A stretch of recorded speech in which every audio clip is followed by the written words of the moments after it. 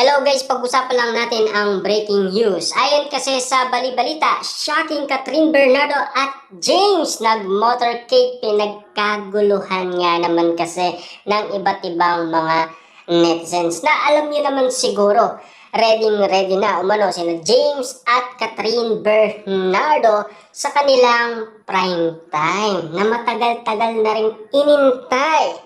Pagkatapos nga naman kasi ng movie ni Catherine Bernardo na Hello, Love Again, alam na kaagad umano ng iba't ibang mga netizens kung sino ang maipapartner umano kay Catherine Bernardo. Kaya nga naman kasi usap-usapan na ang makakasama niya walang iba kundi si James. Kaya nga naman kasi, nung na-interview umano si James, kaagad niyang sinabi na meron nga siyang makakatambal. Pero hindi niya daw alam kung sino.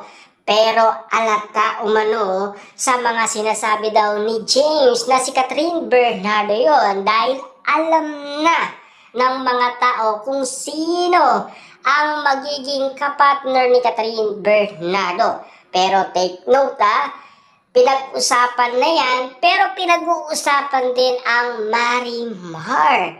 Dahil alam naman natin, matagal din nating inihintay kung katotohanan man na magkakaroon ng project kumano sina Catherine Bernardo at Alden Richard na teleserye. Kaso nga lang kasi, naudyo.